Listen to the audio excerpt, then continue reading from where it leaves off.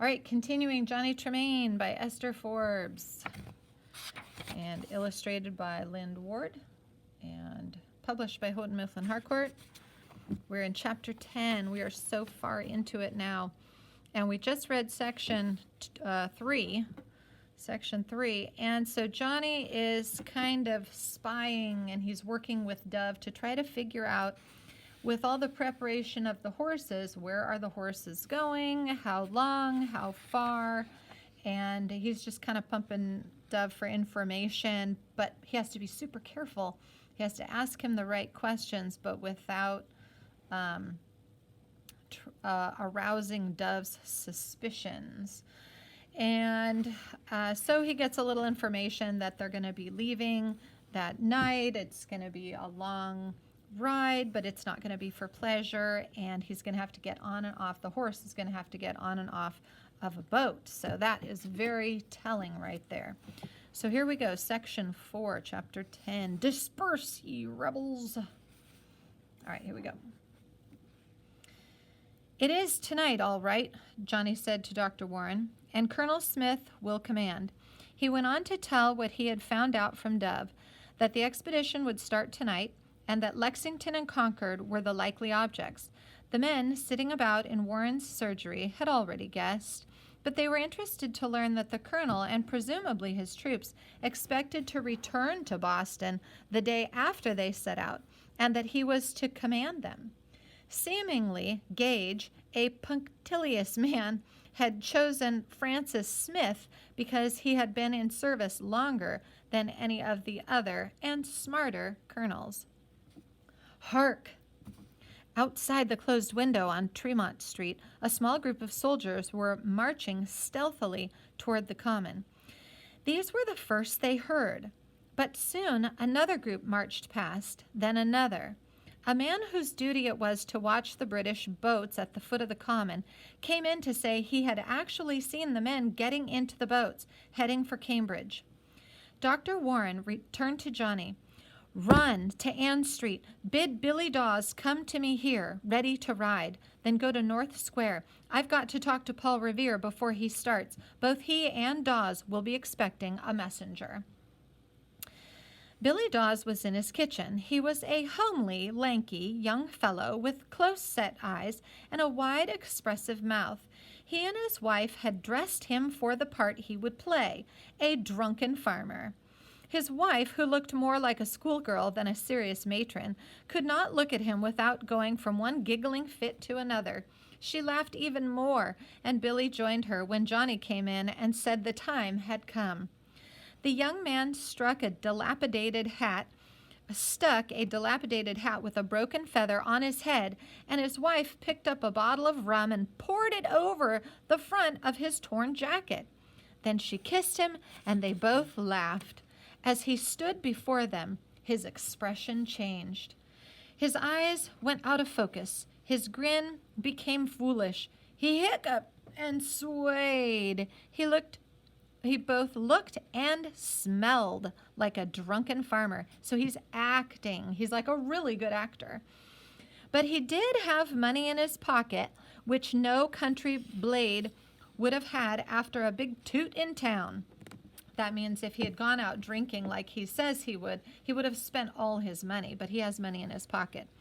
He knew one of the soldiers guarding the neck that night. He believed he'd get out all right. The scene in the Dawes kitchen was so light-hearted and so comical, and Johnny, as well as little Mrs. Dawes, laughed so hard, he wondered if she had any idea of the risk her husband was running.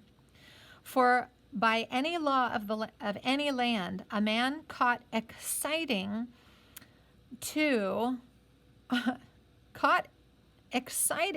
armed rebellion might be shot.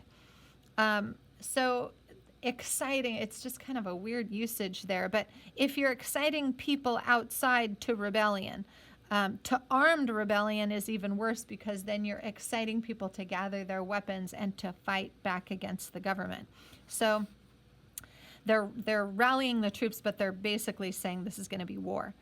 The second the door closed after the young man, Johnny knew. Mrs. Dawes stood where her husband had left her. all laughter wiped from her face. Billy Dawes was not the only gifted actor in his family. From Ann Street, that means she's just super serious now and sad. She's trying to be lighthearted to help him get on with his mission. From Ann Street, Johnny ran toward North Square. This he found crowded with light infantry and grenadier companies, all in full battle dress. They got in his way, and he in theirs. One of the men swore and struck at him with his gun butt. The regulars were getting ugly. He could not get to the Revere's front door, but by climbing a few fences, he reached their kitchen door and knocked softly. And if you guys remember, if you're in my class, the pictures of the Paul Revere house, it's like right on the street. And so basically the front door is just like, you could be 3 feet outside the front door and be in a whole collection of British soldiers. So you literally can't get to the front door past the soldiers. So Johnny went to the back. Knocked softly, Paul Revere was instantly outside in the dark with him. "Johnny," he whispered, "the Somerset has been moved into the mouth of the Charles. Will you run to Copp's Hill and tell me if they have moved in any of the other warships? I think I can row around one, but 3 or 4 might make me trouble." "I'll go look." "Wait. Then go to Robert Newman. You know, the Christchurch sexton. He lives with his mother opposite the church." "I know."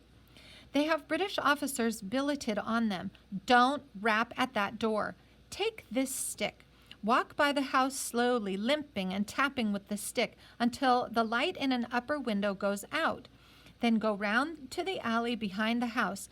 Tell Newman the lanterns are to be hung now. 2 of them. He knows what to do." And right here, we're getting ready for the midnight ride.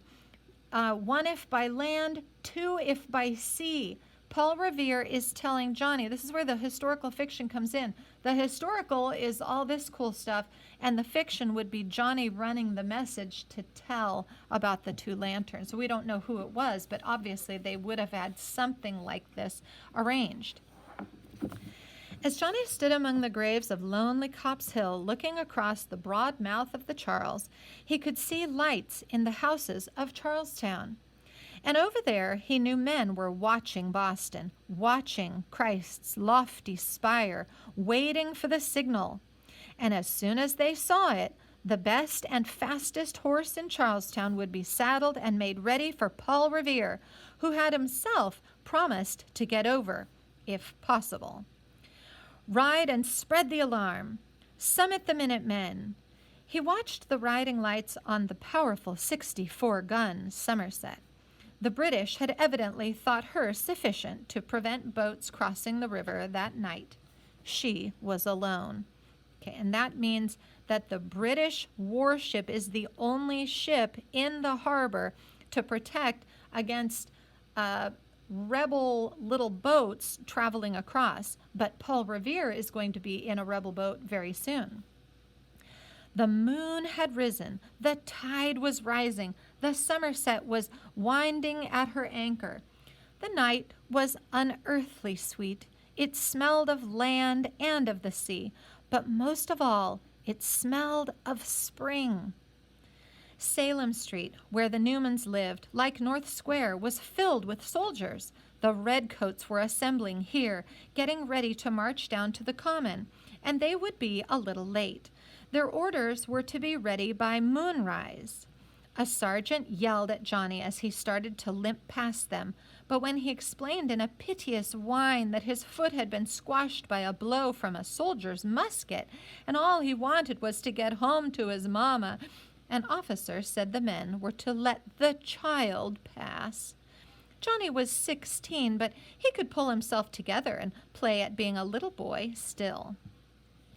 Downstairs in the Newman house, he could look in and see a group of officers, as usual, almost as always, playing at cards.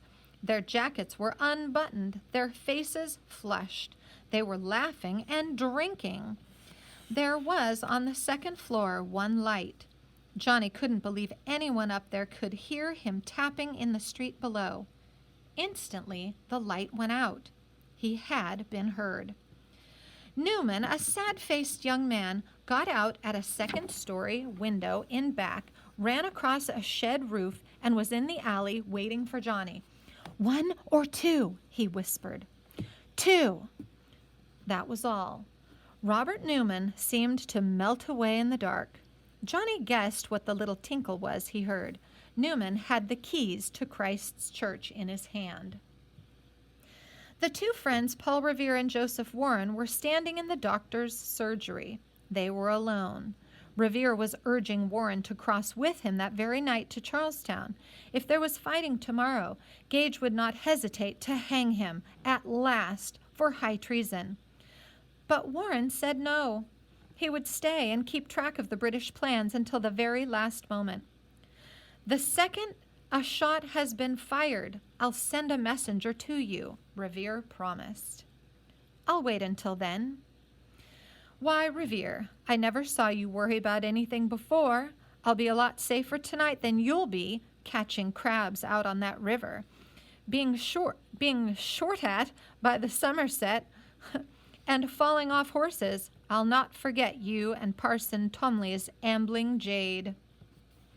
He was always ragging Revere about falling off horses. It was some old joke between them which Johnny did not know, and both the men suddenly began to laugh.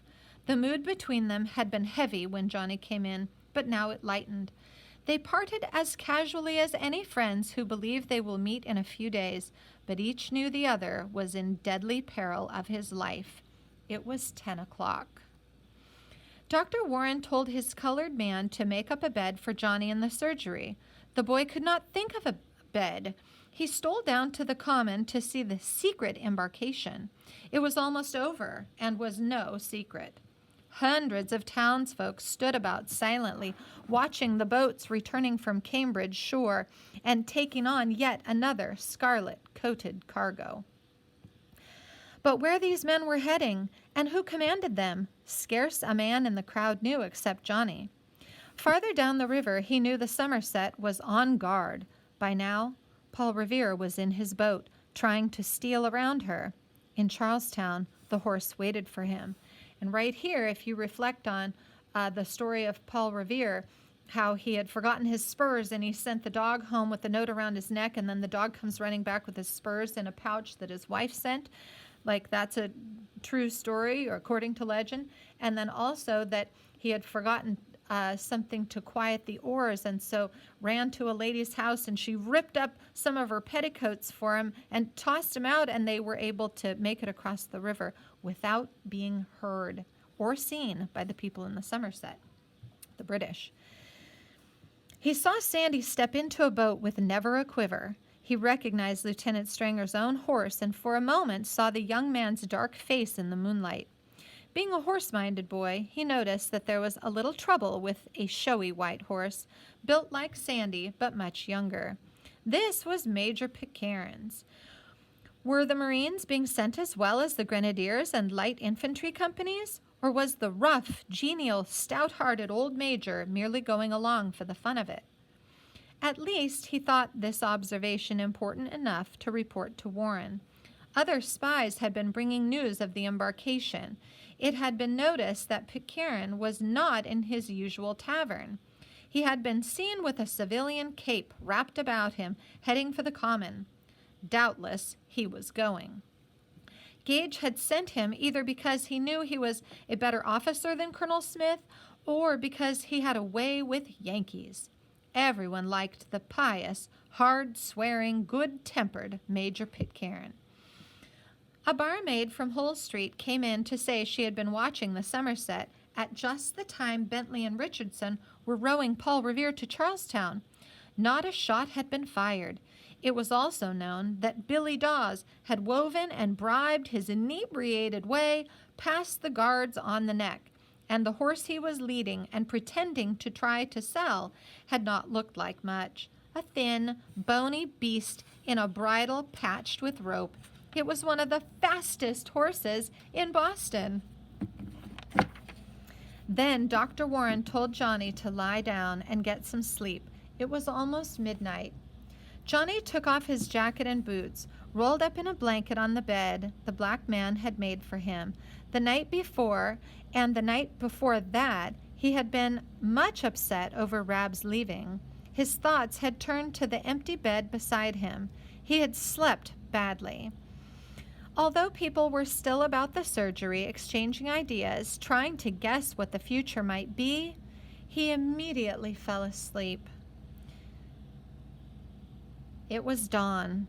He was alone in the surgery and still sleeping. But out in Lexington on the village green, the first shot was fired. One shot and then a volley. And Major Pitcairn was saying, "Disperse, ye rebels! Ye villains, disperse! Why don't ye lay down your arms?" The war had begun. It was the dawn of the 19th of April, but Johnny Tremain still slept.